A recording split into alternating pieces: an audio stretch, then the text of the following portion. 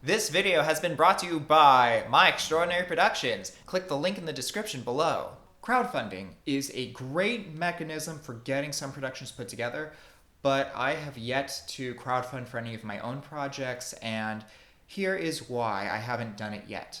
Reason number one, I just feel it's really unfair of me to ask my friends to support my projects when I'm not willing to give them money for theirs. And the reason I don't give them money for their projects most of the time is that I don't feel like I have enough money to take care of myself, put together my own projects that I want to put together, and also donate to their causes. One day that might change, and I really hope it does, because that would be really awesome, getting to support all of my friends and all their ventures and just saying like, here's $50,000, just go crazy, whatever.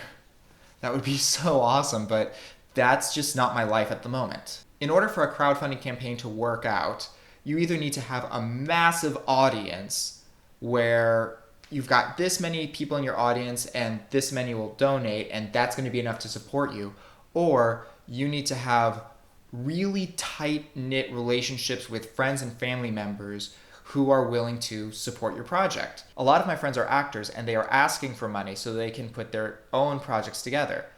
And I feel like someone who is asking for money doesn't have money to give. Why don't you ask your parents for money?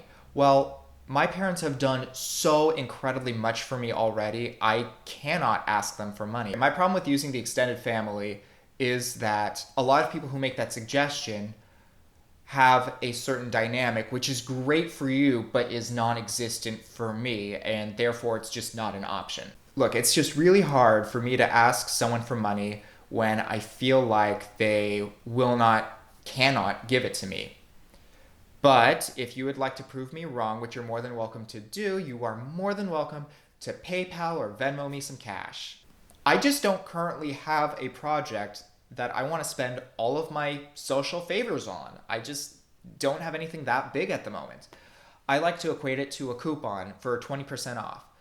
If you use a 20% off coupon on a $3 item, okay, that's cool, you save 20%. But if you are also planning on buying a $1,000 item that 20% could have been used for, well, 20% of $3 is not nearly the same as 20% of $1,000. 20% of $1,000 does so much more for you. So that's why I want to save my favors for a bigger project that I need the favors for, as opposed to just using up all of my favors now. This one's kind of a dark one, but I want to keep my friends. It's really hard to be friends with someone who is constantly asking you for money and resources, and I don't want to be on either side of that equation. Second, there have been crowdfunding campaigns that I was a part of where we just got at each other's throats because it was constant. You're not doing enough. I am doing what I can. Well, it's not enough. My family's doing this. I'm getting this to happen. Well, that's great that you're able to get that to happen. I'm working with limited resources. I shouldn't be penalized for not having the same resources that you have. Like, it's just a constant argument. And it's hard asking people for money. It's hard not having money or resources with someone else. Next, as the recipient of the money, you need to make sure that whatever that money was going to be used for, that is what it is used for.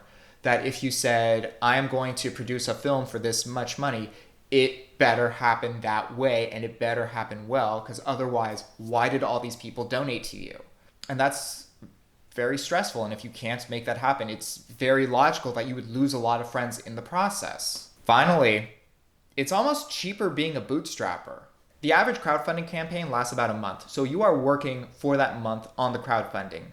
You also have to work the month afterwards on making sure everyone who is supposed to get some sort of reward or something gets that reward. Also, you probably have to prep for the crowdfunding campaign beforehand, so now you're doing 3 months of work for 1 month's worth of money. If you're a small indie level producer who still has a day job, you probably still have to work at your actual day job. I might also have to hire people to do the crowdfunding campaign.